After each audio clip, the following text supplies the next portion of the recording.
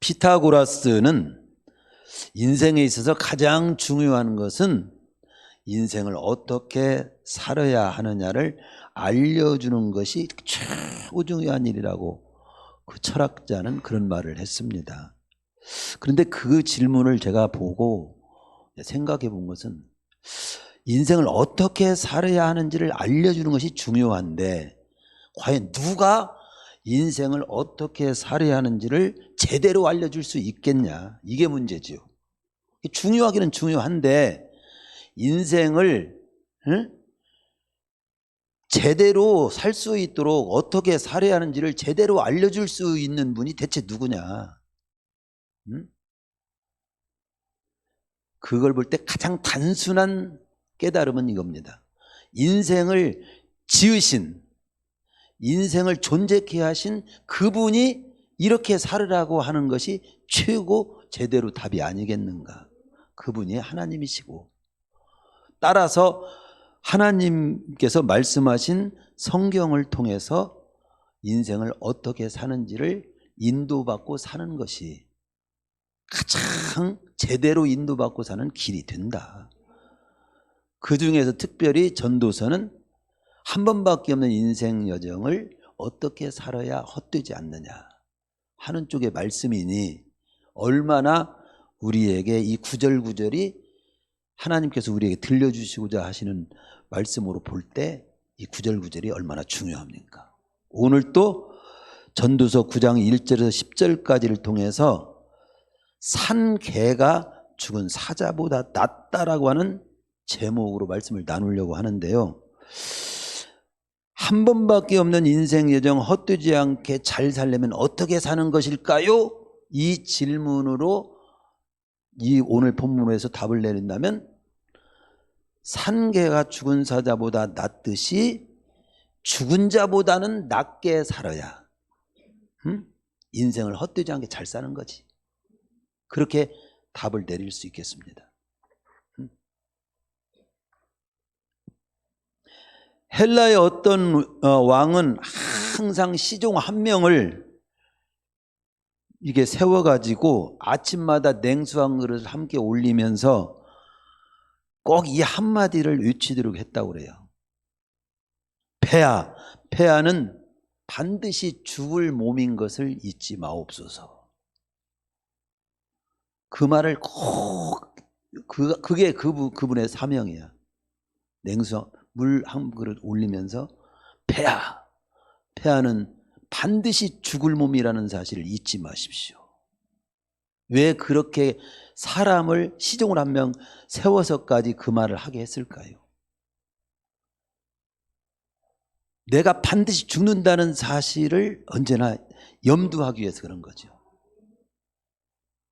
반드시 죽는다는 사실이 분명하다면 죽기 직전까지 내가 진짜 잘 살아야 한다는 생각을 하게 되겠죠. 우리도 그 마음으로 오늘 우리가 나에게 주님 부르시는 날까지 어떻게 사는 것이 잘 사는 걸까? 오늘 말씀을 통해서도 그 부분에 대해서 더 여러 각도로 우리에게 보여주시는 이 9장 1절에 10절의 말씀을 통해서 우리에게 주어진 한 번의 인생 여정을 정말 이렇게 잘 살아야지, 이런 감동과 깨달음이 7배나 더 있기를 축원합니다. 오늘 첫 번째 우리에게 보여주는 1절의 말씀을 보면 이 모든 것을 내가 마음에 두고 이 모든 것을 살펴본 즉 의인들이나 지혜자들이나 그들의 행위나 모두 다 하나님의 손안에 있으니 사랑을 받을는지 미움을 받을는지 사람이 알지 못하는 것은 모두 그들의 미래의 일들임이니라. 이 말씀을 통해서 첫 번째 메시지를 전한다면 우리는 여기에서 중요한 초점을 맞은 모두 다 하나님의 손안에 있으니, 모두 다 모든 것이 하나님의 손안에 있다는 것을 알고 살아야 한다.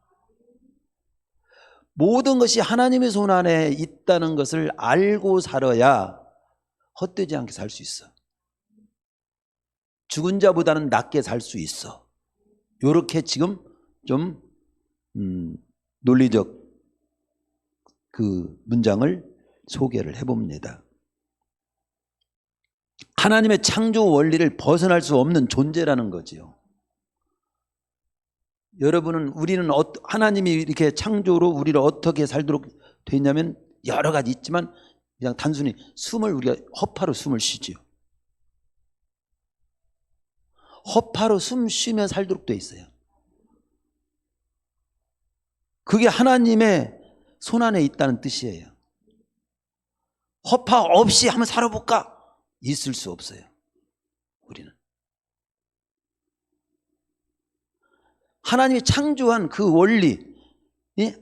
원리 안에서 살게 돼 있어요. 하나님의 손을 벗어날 수 없어요. 하나님의 손 안에서 강물에 배가 흘러갑니다. 배가 둥둥 떠내려가요.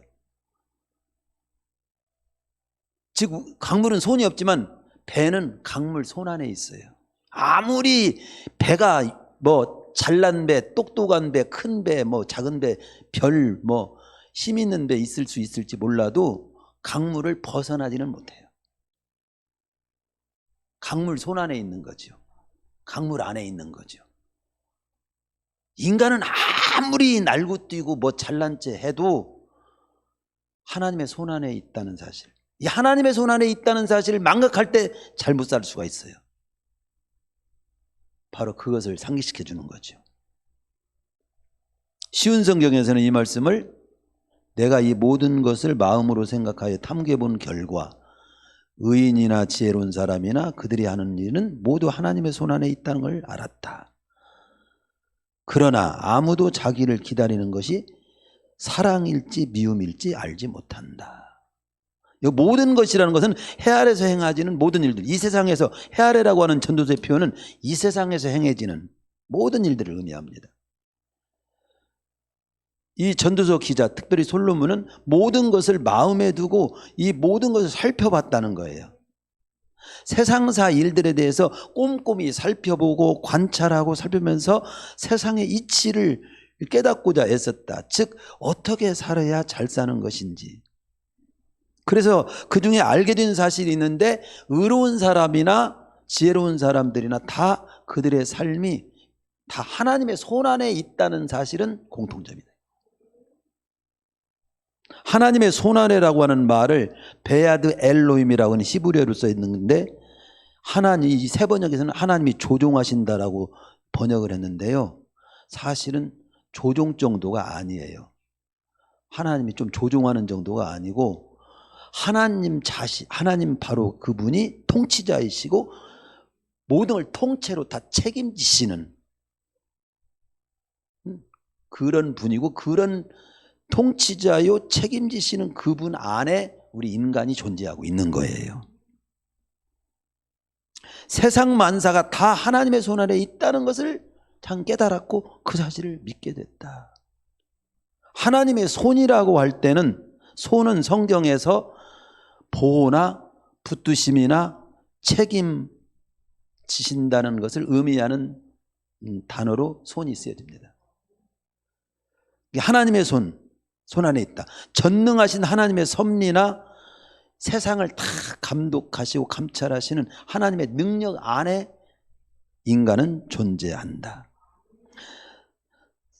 최종 결론을, 모든 결론은 그냥 하나님께 있다. 하나님의 주권을 벗어날 수 없다. 이 주권이라고 하는 것은 최종적으로 결정하는 권한을 주권이라고 그래요.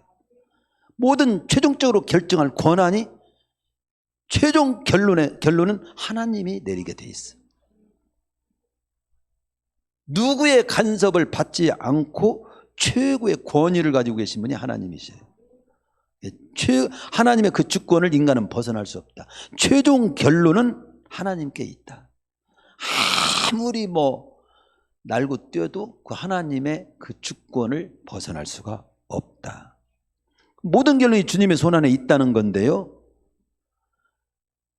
모든 결론을 가장 복되게 좋게 후회 없이 인도해 주실 수 있는 손길도 하나님의 손길이야. 그래서 여기 하나님의 손.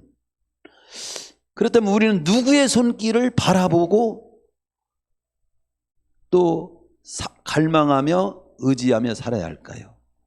두말할 것 없이 주님의 손길을 그래서 우리는 바라보고 살아야 되는 거죠. 지금 우리의 삶을 붙드시는 분도 주님의 손이시고 장차 내가 행한 모든 일을 다 갚아주실 분도 주님의 손길일진데 우리는 지금 그 주님의 손길을 의지하고 살고 장차 그 주님이 나의 행한 모든 일을 평가해 주시고 상 주시고 갚아 주실 걸 믿고 그 주님 보시기에 아름답게 지금 살기를 힘써야 하는 것이 우리의 모습이어야 한다. 이사야 41장 10절에 보면 두려워하지 말라 내가 너와 함께 함이니라 놀라지 말라 참으로 나는 내 하나님이 됨이니라 내가 너를 굳세게 하리라 참으로 너를 도와주리라 나의 의로운 오른손으로 너를 도와주리라 참으로 나의 의로운 오른손으로 너를 붙들리라.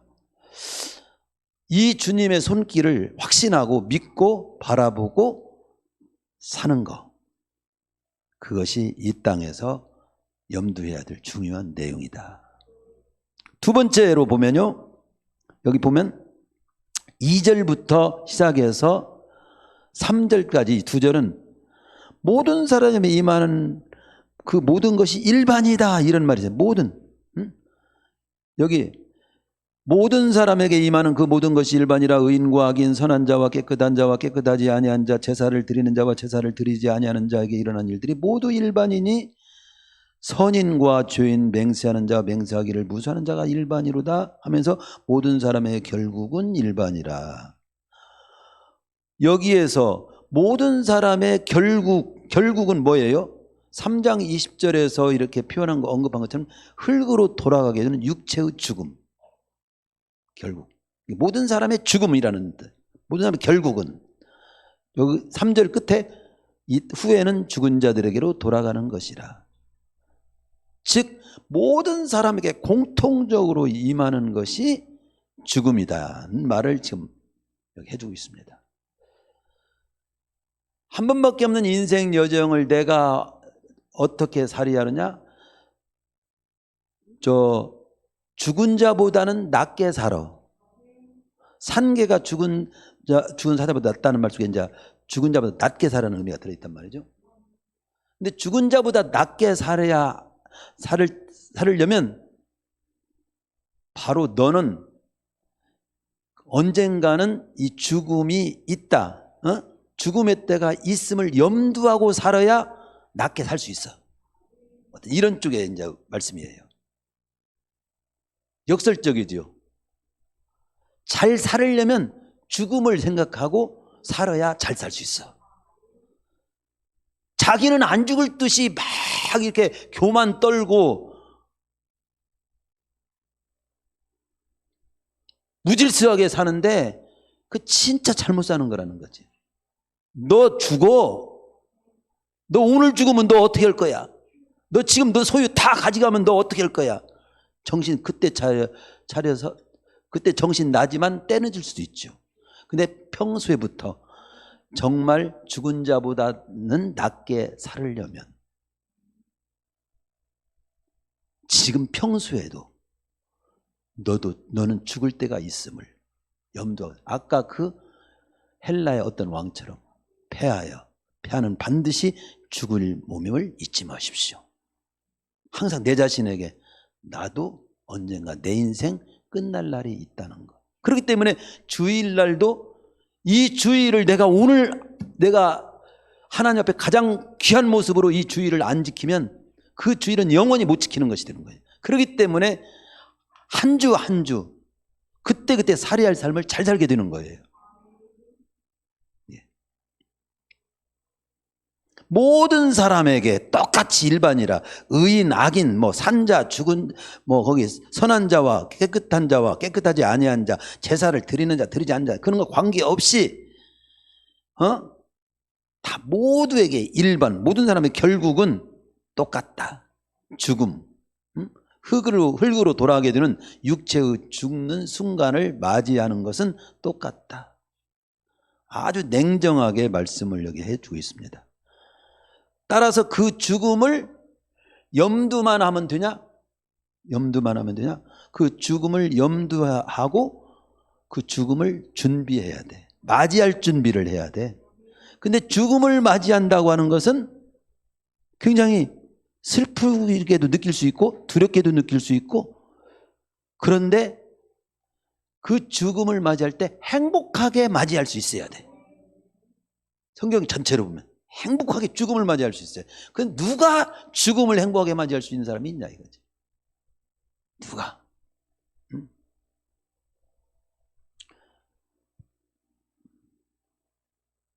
전도서 7장은 지혜자는 초상집에 마음을 두고 산다, 그런 표현을 하면서 왜 마음을 초상집에 두고 살아야 하느냐를 거기 설명합니다. 인생의 종국을 볼 수 있기 때문에 그렇다. 생각할 수 있기 때문에. 인생의 종국 끝을, 네 인생의 끝을 언제나 생각하고 살아. 그런 의미가 들어있는 거죠. 나도 언젠가는 저 죽음을 만난다, 저 길을 간다. 그렇게 염두하고 사는 자는 함부로 살지 않게 돼 있어요. 그러면 죽음을 염두하고 산다는 것은 어떻게 살아야 하느냐라고 할 때 염두만 하면 되냐? 그 죽음을 맞을 준비를 해야지. 죽음을 대비해야지. 그럼 죽음을 대비하는 것이 뭐냐? 죽음을 대비한다는 것이 뭐죠? 그전에 장로님, 어느 우리 교회 유동훈 장로님 저한테 목사님 사진을 갖고 왔어요. 우리 아들이요 진짜 나에게 너무 기분도 좋은 일을 했습니다. 그래서 뭐 했더니 묘자리 해놨다고, 나 묻을 자리 해놨다고. 나는 그냥 마음이 그냥 뭐 여한이 없어요. 그래서 장로님, 묘자리보다 더 중요한 것은 내가 천국에 입성할 수 있는지 없는지를 확인하는 거, 또 천국에 입성할 수 있게 됐다는 거, 그걸 확신하게 된다면, 또 깨닫게 되고 그걸 알게 된다면 묘자리와는 비교할 수가 없는 거죠. 설령 묘자리 없어도 괜찮아요. 아무튼 그래도 나 묻을 곳을 장만했다면 너무도 저는 축하하고 박수 치고 정말 잘했습니다, 축하합니다. 너무 기분 좋은 일이, 그것도 좋은 일이에요. 그렇지만 우리 믿는 자에게는 사실 묘자리 장만해서 묻든 불에 태워서 한 줌에 뿌리든 별로 의미는 없어요. 의미는 별로 없습니다.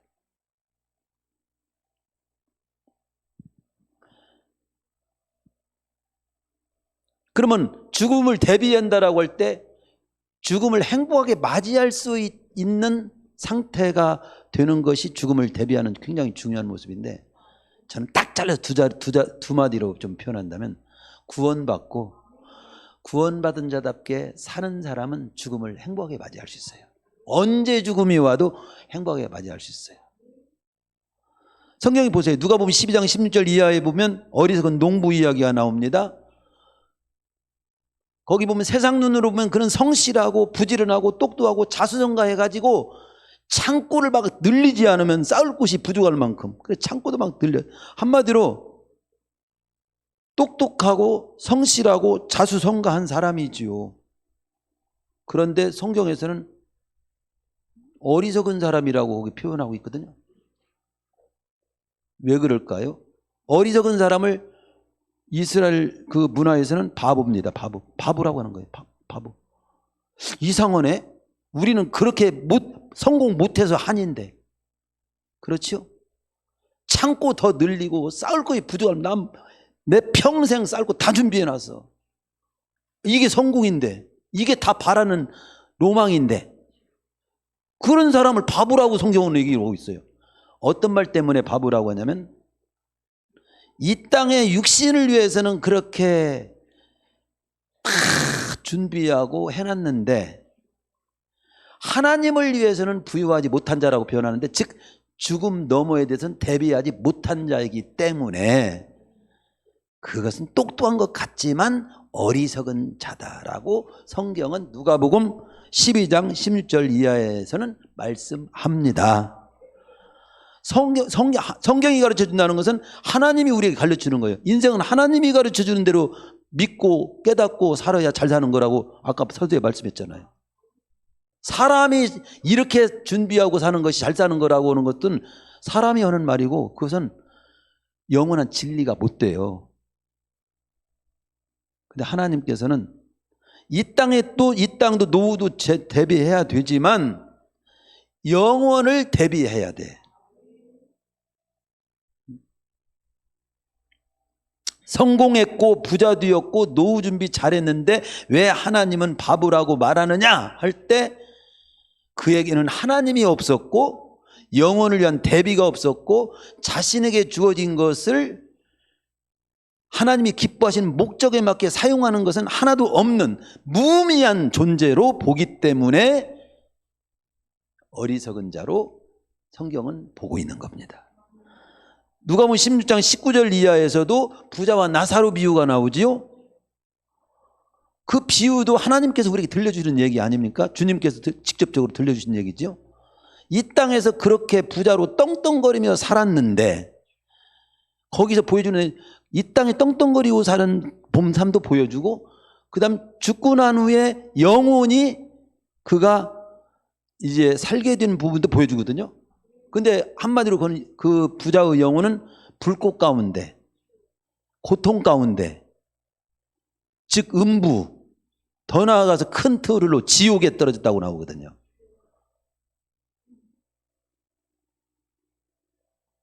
이 땅에 잘 사는 것이 영원을 준비하는 것과는 관계없다고 하는 것을 보여주는 거죠. 즉 죽음 이후의 삶을 대비하지 못하는 것이 안타까운 모습으로 그건 소개하고 있어요. 우리는 죽음이 오기 전에 죽음 너머의 삶을 대비해야 된다. 그런 면에서 네가 이 땅을 죽은 자보다는 나게, 죽은 자는 죽음 너머를 대비하지 못해요. 살았을 때 죽음 너머를 대비해야 됩니다. 죽은 자보다 더 나은 삶 중에 하나가 죽음이 나에게 닥치기 전에 죽음을 대비할 수 있다는 것이 죽은 자보다는 나은 삶이라는 거지. 예. 솔론이 말한 것처럼 누가 최고로 행복한 자인가요? 죽을 때 행복하게 죽을 수 있는 자가 최고로 행복한 자입니다. 누가 죽을 때 행복한 자입니까? 수면제 먹고 편히 죽는 사람이 행복한 자인가요? 안락사 하는 것이 그냥 편히 죽는 것이 행복한 건가요? 그래서 안락사도 줄 서 있다고 그래요. 나 편히 죽게 해달라고 주사 한 방 맞고 편히 가게 해달라고. 그게 행복한 거예요? 아무것도 모르고 가면 행복한 거예요?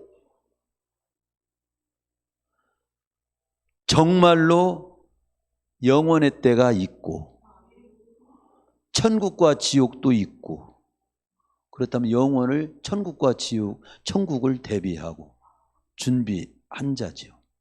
고린도후서에서 너희가 믿음에 있는가 확증해 이 땅에서 점검해 보라고 나오잖아요.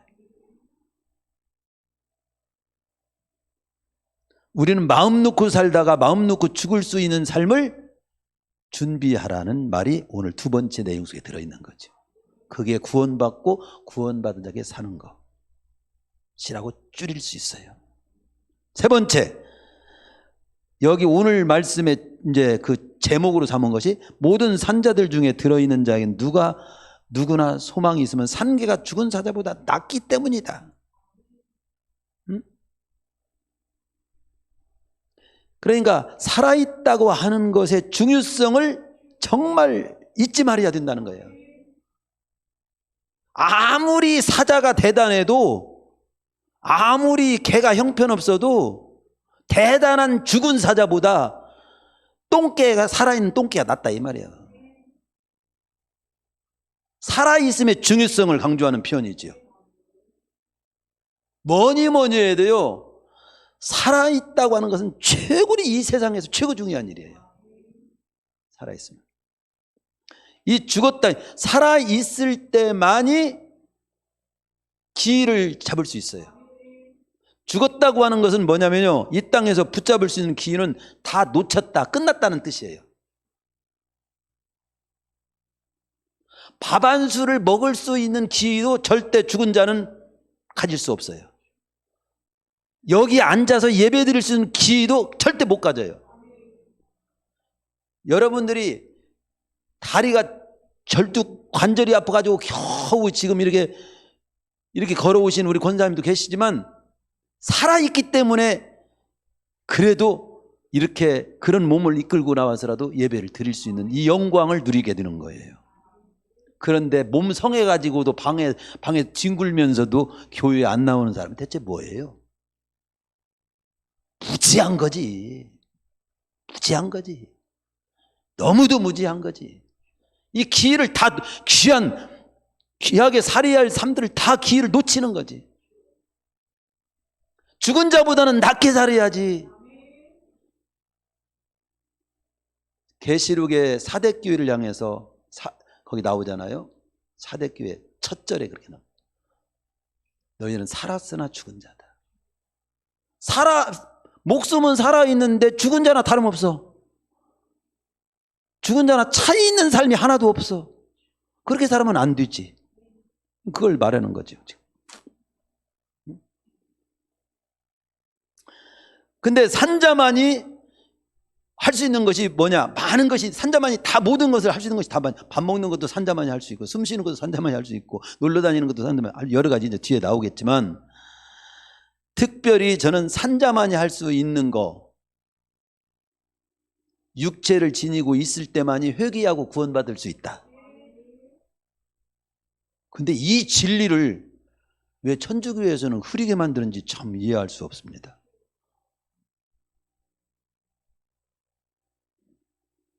천주교 제가 가끔 말한다고 신부님들, 천주교에 또 관계된 분들 속상하게 생각하지 말고 명쾌한 하나님 말씀 앞에 제대로 바로 잡아서 사는 것이 더 중요한 걸 깨닫고 확실한가 하려야 돼요.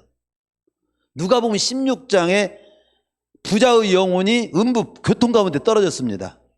나를 좀 어떻게 좀 해주십시오 했는데 해줄 수 있다고 했어요. 이제는 영원히 해줄 수 없다고 했어요. 영원히 안 된다고 말하잖아요. 죽으면 회개할 수 있는 기회가 없는 거예요. 구원받을 수 있는 기회가 없는 거예요. 그런데 여기서 헌금 많이 죽은 사람의 영혼을 위해서 헌금해주고 기도해준다고 해서 지옥에 있는 영혼이 천주교에서 말하는 뭐죠? 연옥에 가고 또 연옥에서 또 천국으로 가고 갈 수 있는 거라고 가르치면 잘하는 겁니까? 그거 잘 못하는 거지요. 그걸 믿고서 이 세상에는 아무렇게나 구원도 회개도 하지 않고 구원도 하고, 야 우리 손자 부탁한다, 재산 남겨줄 테니까 많이 헌금하고 나 위해서 기도 많이 해줘, 이러고 가서 내가 또 천국으로 가게 되는 일이 벌어질 수 있다면 이 땅에서 믿지 않고 갈 수 있는 사람도 꽤 있겠죠. 또 부탁만 잘해놓으면 특별히.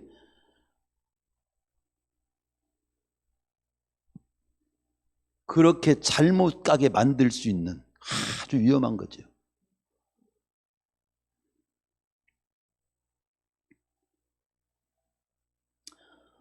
한편 강도는 마지막 순간에 믿고 구원받았어요. 어느 분은 또 그걸 성경을 이용하지 말라고 했어요. 성경의 말씀이 나를 이용하도록 다스리도록 해야지. 성경 말씀을 내가 이용하는 거야. 나도 한평강도 마지막 순간에 예수 믿고 구원받고 그리고 천국 가면 되지. 그동안 마지막 순간까지는 내 맘대로 그냥 안 믿고 나는 살 거야. 마지막 순간에만 믿고 그냥 천국 갈 수 있다. 예수 믿으면 되니까. 그런데 알아야 할 것은 그 한평강도가 마지막 순간에 믿은 게 아니에요. 예수님을 처음 만난 순간 믿은 거지.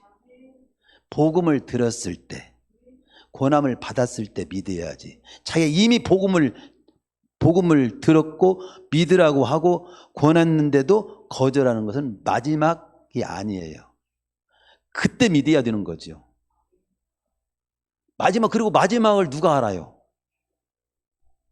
자기의 마지막을 나는 마지막이 몇 시야라고 이때 믿을 때다 이러고 믿을 사람이 한 사람도 없어요. 있을 수 없어요. 그렇죠? 그러나 또 한편 강도는 마지막 순간에 그 믿었잖아요. 복음을 들었을 때 받아들였다면은 또 한편은 죽기 직전에 그래도 믿어야 구원은 또 효력이 있는 거죠. 죽기 직전에. 5절에 보면 그들이, 죽은 자들이 다시는 상을 받지 못한다. 그렇습니다. 즉 제가 지금 살았을 때만이 할 수 있는 것 중에 여러 가지 일들이 있지만 회개하고 구원받을 수 있는 기회, 예수 믿고 구원받을 수 있는 기회를 놓치면 안 된다는 말씀을 지금 드린 거고, 5절에 그들이 다시는 상도 또 받지 못한다. 죽은 자들은.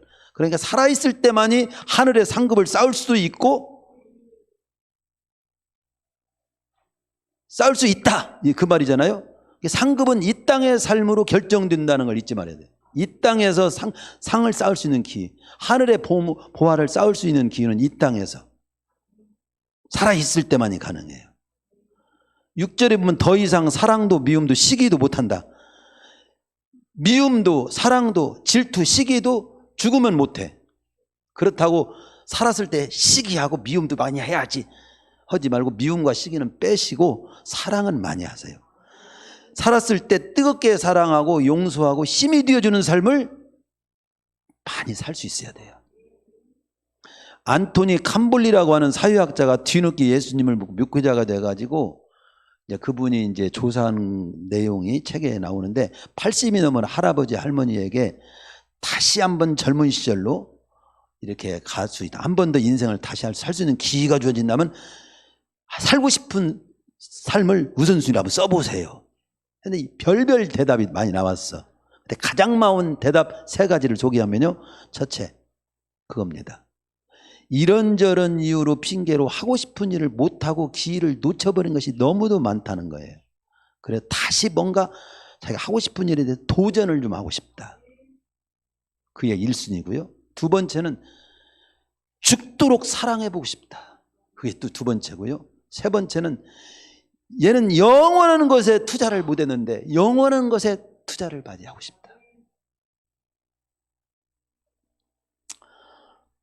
여러분은 지금 우물쭈물하고 있죠? 나는 뭐에 투자할 것인가? 뭘 더 하고 싶을 것인가? 오늘도 어제나 오늘이나 그냥 우물쭈물 어영부영. 버나드 쇼가 그랬죠. 우물쭈물하다가 너 그럴 줄 알았다. 너 죽음을 덜컥 그렇게 해서 만날 줄 알았어. 우물쭈물, 뭐 제대로 한번 살아보지도 못하고 제대로 사랑도 못 해보고 제대로 뭐 도전도 못 해보고 영원한 것을 위해서 뭐 보물을 하늘에 쌓아두는 사람도 못 살아보고 대체 뭐하고 살았냐? 너 우물쭈물하다가 너 오늘도 지나가. 어느 날 덜컥 죽음이 와. 저는 이런 생각을 해봤어요. 버나드 쇼라고 하는 분이 생전에 그걸 깨닫고 우물쭈물하다가 너 그럴 줄 알았다고 비석에 써놨단 말이죠. 근데 그분은 잘 살다 갔나? 그분도 그렇게 써놨어도 우물쭈물하다가 간 것 같아요. 그렇게 써놨어도. 우리가 이 말을 지금 들어도 우리가 또 우물쭈물하면서 가는 거지. 올해 여러분들이 오늘 새벽에 우리 주신 말씀 있죠? 하나님께서 여러분의 모든 걸 갖추라고 하지 않아요. 능력자가 되라고 하지 않아요. 있어야 할 자리에 있어. 능력과 모든 갖추는 건 내가 나머지 해줄게. 예배 드릴 자리에 예배하면 있어봐. 기도할 자리에 함께 기도해봐. 함께 주님의 일을 이루어야 될 일에 마음이라도 함께 묶어봐. 그 자리에 서 있는 한 사람을 찾고 있다. 그 에스겔 말씀을 소개했잖아요. 제가. 4번째, 우리가 언젠가는 나도 저기를 가는데, 죽는데, 그리고 죽은 자보다는 살아있는 내가 더 낫게 살아야 되는데, 그 중에 한 가지를 또 소개하면 7절에 너는 기쁨으로 내 음식을 먹고 즐거운 마음으로 내 포도주를 마실지어다. 이는 하나님이 네가 하는 일들을 벌써 기쁘게 받으셨음이니라. 이것은 먹고 마시는 것은 생존에 관한 일입니다. 즉 더 확대하면 일상의 일이에요. 먹고 마시고 즐기라는 그런 말이 그냥 단순히 먹고 마시고 즐기라는 말이 아닙니다. 먹고 마시는 일상이 소중하다. 특별히 전도서 기자는 우리는 너무도 먹고 마시고 그냥 이렇게 일상을 갖다가 가볍게 여기는데 그것 또한 참 죽은 자가 할 수 없는 일이에요. 일상 속에 행복이 기쁨이 있는 줄 알고 이렇게 찾아보려고 한 거지요. 알고 보니 행복은 지극히 평범한 일상 속에 있더라는 거예요. 맛있게 밥 먹고 일 꿍꿍 하고 그게 의외로 행복이더라는 거예요. 그런 일상의 행복도 놓치지 마. 전도서에서는 그렇게 하래요. 하나님도 그렇게 하는 일상의 행복은 살지 말고 너는 그냥 금식 기도만 하고 거룩하고 착한 일만, 우리 24시간 쓰는 것을 착한 일만 한다고 잘 쓰는 것이 아니라고 한번 지적했죠. 결코 우리를 착한 도덕군자로 살으라고 말씀하지 않아요. 나를 향한 하나님의 뜻을 품고 건강하게 잘 사는 것이 중요합니다. 헬렌 켈러가 3일만 볼 수 있다면이라고 하는 글을 썼어요. 여러분도 언젠가 들어본 적이 있을 거예요. 내가 사흘만 볼 수 있다면. 헬렌 켈러는 귀도 먹고 눈도 안 보이는 사람이었죠. 그는 에세이에서 이렇게 상상하며 글을 썼어요. 만일 내가 사흘 동안만 볼 수 있다면 나는 무엇을 볼 것인가? 보고 싶은 거. 첫째 날은 그냥 사람을 보고 싶다. 자기를 사랑해준, 자기를 그렇게 가르쳐준 설리반 선생님 얼굴 좀 한번 보고 싶고, 이런 사람의 자기 보고 싶은 가족 얼굴, 부모님의 얼굴, 친구의 얼굴, 자신을 세상으로 이끌어준 그 선생님의 얼굴, 자연의 풍경보다도 먼저 사람의 얼굴, 눈빛, 표정을 보고 싶다. 우리 성도님들 교회 와서도 그냥 안 털퍼, 옆 사람 인사도 좀 하고 서로 눈빛도 좀 마주치고 얼굴도 아이고 이게 참 보고 이러면 얼마나 좋아요. 그런데 나는 누구 보기 싫어서 교회 못 나가겠다. 이건 하나님 쪽이 아니에요. 성령이 주시는 마음이 아니죠. 그러니까 이 사랑이라고 하는 그 대상에서 제일 먼저 중요한 관계의 대상이 사람이에요. 또 뭘 보고 싶다고 했냐면 둘째 날에는 자연과 세상의 아름다움을 보고 싶다고 했어요. 둘째 날에는 해 뜨는 모습을 보고 싶고 숲과 바다를 보고 싶고 꽃과 하늘을 쳐다보고 싶고 박물관에 가가지고 문명의 유산들도 보고 싶다고. 그동안은 그런 손과 이 느낌으로만, 감각으로만 느끼는 세상을 눈으로 이렇게 세상을 보고 싶다. 참 어떤 데는 제가 저희 건널목 저 육교에서 이렇게 차들이 막 이쪽에는 쉥쉥쉥 이쪽으로 쉥쉥 가만히 쳐다보는데 그것도 진짜 우리가 살아있는 사람만이 볼 수 있는 거예요. 예. 한번 오늘은 여러분들이 집에 가고 사랑하는 아내나 아들이나 아들을 한번 보세요. 여보 한번 얼굴 한번 봅시다.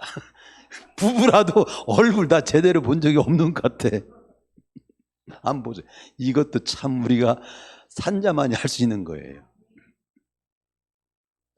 어머니 얼굴 좀 한번 봅시다.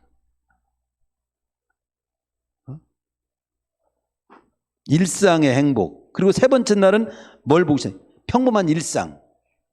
거리의 사람들, 일하러 가는 모습, 아이들이 웃는 모습, 그 평범한 일상을 보고 싶다고 그랬어요. 우리는 이것을 날마다 보고 있잖아. 날마다 누리고 있잖아요. 그러니까 한마디로 줄이면 가장 위대한 아름다움은 평범한 하루의 일상이야. 우리도 교회 와서 같이 식사하고 또 차도 한잔 마시고 또 오후 또 모임을 위해서 기다리고 또 이렇게 스치면서 편한 마음으로 왔다 갔다. 이게 보통 기적이 아니고 천국이에요. 그걸 알아야 됩니다. 그렇습니다. 우리는 일상의 수정함을 잊으면 안 됩니다. 일상 속에 행복이 있다는 것도 잊지 말라고. 살았을 때 그 일상의 행복을 꼭 챙기라고. 그리고 다섯 번째 메시지는 이 땅을 살아갈 때 너는 멋있게 멋을 알고 살아.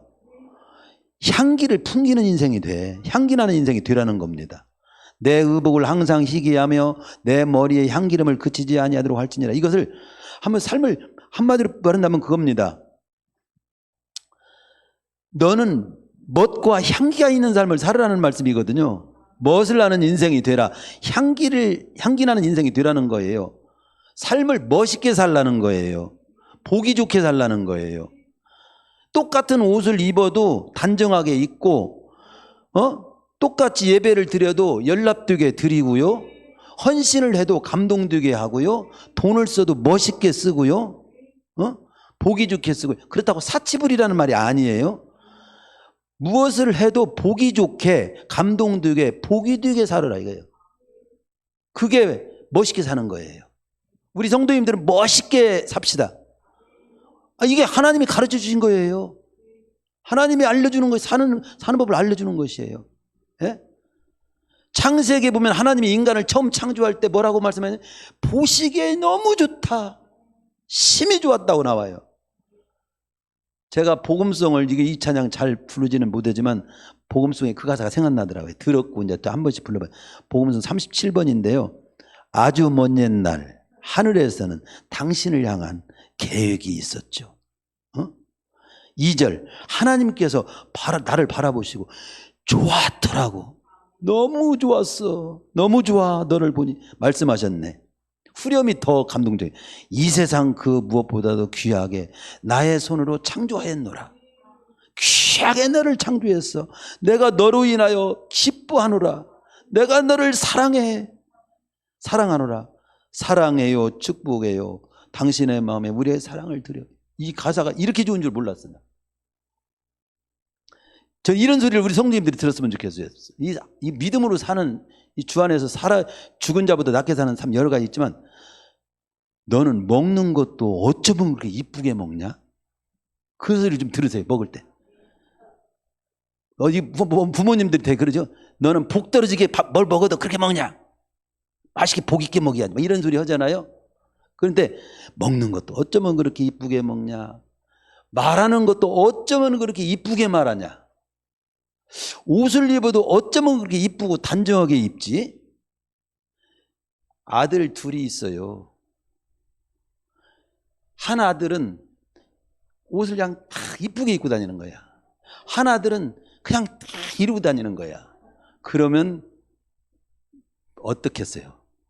똑같이 옷도 참 이쁘게 입고 다니면 마음이 부모님 기쁘잖아요. 그거 똑같은 거예요 지금. 누가 지금 누구 말하는 거예요? 하고 듣는 사람이 있는지 모르겠네. 봉사를 해도 찬송을 불러도 기도를 해도 주의를 지켜도 예배를 참석하는 모습도 시간을 지키는 것도 약속을 지키는 것에 대해서도 그렇게 멋있게 지키냐? 어떻게 그렇게 보기가 좋게 찬송도 부르고 아멘도 그렇게 이쁘게 하고 그러냐? 이런 소리를 들으라 이 말이에요. 그게 멋있게 사는 거예요. 멋있게 산다고 해서 막 그냥 여자분들 막 이렇게 하고 빨갛게 치르고 막 뭐 그렇게 한다고 그것이 멋만이 아니에요. 멋인 삶 자체가. 그리고 향기, 여기도 향기라고 나오잖아요. 향기 나는. 그 향기름을 그치지 않도록. 그렇다고 해서 그 비싼 향을 갖다 사갖고 그냥 막 범벅을 냄새를 진동에 풍기고 다니라. 아니, 향도 좀 뿌리는 것도 나쁜 건 아니겠지만 여기서 말하는 향기는 삶의 향기예요. 우리 그리스도인이 향기가 되어야 된다고, 편지가 되어야 된다고 고린도서 2장 15절은 말씀합니다. 우리는 구원받는 자들에게나 망하는 자들에게나 하나님 앞에서 그리스도의 향기니. 고린도서 3장 3절에서 너희는 우리로 말미암아 나타난 그리스도의 편지니. 우리의 삶을 통해서 주님의 모습, 하나님의 모습, 아름다운 모습, 복된 모습을 다 이렇게 나타내는 거예요. 우리 모든 성도님들이 외모도 마음도 삶도 멋있고 향기나게 그렇게 살아요. 이 향기 난다라고 하는 것은요, 향기는 냄새를 풍기는 거잖아요. 그렇지만 우리는 그런 실제로 향수 냄새를 풍기라는 뜻이 아니라 내가 지나간 자리, 그 삶이 아름답게 알아요. 참 향기, 꽃차가 지나간 자리와 똥차가 지나간 자리가 다르다고. 내가 지나간 자리가 참 마음에 감동을 줘. 산책을 하다 보면요, 개를 이렇게 잘 끌고 다니는 사람이 있어. 그런데 똥을 안 치는 사람이 있어. 풀밭에 던지고 가는 사람이 있어. 그래가지고 어느 분이 가다 왜 저 풀밭에다 던지고 갑니까? 공동으로 모든 사람이 했는데 그렇게 똥을 내 개를 키우면 내가 키운 개가 싼 똥을 잘 치우고 가지고 가서 처리를 해야지. 안 되겠는데요? 그러다가 하마터면 쌈이 붙을 뻔했어. 근데 상관하지 말아야 할 건지. 즉 제가 하고 싶은 말씀은 내가 지나간 자리가 보기가 좋아야 돼. 근데 딱 하면서 강아지가 똥을 싸는 거예요. 어떤 분은 이 비닐을 이렇게 손으로 딱 해가지고 그걸 딱 잡아서 확 뒤집어갖고 딱 묶어가지고 가방에다 딱 넣더라고. 멋있어. 이 하찮은 얘기가 왜 하냐? 잊지 않기 위해서. 내가 지나간 자리가 향기가 나야 돼. 멋있어야 돼. 아침에 예배 딱 드리는데 아무개 성도님이 몸을 막 아픈 몸을 이끌고 교회에 막 주님을 사모하며 왔어요. 목사님의 감동이야. 근데 아무개 성도님은 어쩌고 저쩌고 해갖고 교회도 안 나오고 어떻게 했다. 그런 마음을 들으면 마음이 무거워. 목사의 마음을 무겁게 하고 하나님의 마음을 무겁게 한다? 그것은 향기가 안 나게 사는 거지. 그렇죠? 그리고 여기에 보면 6번째가 이 시간이 있기 때문에 딱 하면 즐겁게 살아라는 거예요. 즐겁게 살아라는 거예요. 내 헛된 평생 모든 날 곧 하나님의 해 아래에서 내게 준 모든 헛된 날에 즐겁게 살지어다. 즐겁게 살지어다. 데살로니가서 5장 16절에서 항상 기뻐하라. 주 안에서 항상 기뻐하라. 이런 내용이 나오잖아요. 뭐 그런 내용. 즐겁게 살으라는 말씀이 있고요. 저는 즐겁게 살으라고 할 때 신학교 제가 졸업할 때 마지막 시간을 만난 철학 시간인가? 하여튼 마지막 시간을 만났는데 그때 마침 이런 교수님이 질문했죠. 자, 여러분들 마지막 시간인데 저 질문 있으면 하라. 제가 질문 하나 한 거 있습니다. 우리 이제 졸업하고 나가면 어떻게 살아야지요? 목사는 목사답게 살아야겠지만 그래도 이렇게 말씀해 주셨어요. 기도 많이 하고 막 금식도 하고 막 이렇게 하고 그런 말씀 주실 줄 알았는데 그렇게 하지 않고 엔조이 하세요. 영어로 enjoy, enjoy 뭐 발음은 그런데 즐겁게 살아라는 뜻이에요. 즐겁게 살아라는 거예요. 즐겁게. 그러면서 무엇을 하든지 즐겁게 하라고 이제 설명을 더 해주는 거예요. 즐겁게. 뭐 설거지를 해도 즐겁고 밥을 먹어도 즐겁고 어디 놀러 가도 즐겁고 뭐 일을 해도 즐겁고 설교도 즐겁고 기도해도 즐겁고 다 모든 걸 즐겁게 하라 이거예요.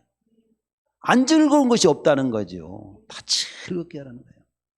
봉사도 즐겁게, 청소도 즐겁게, 설거지도 즐겁게.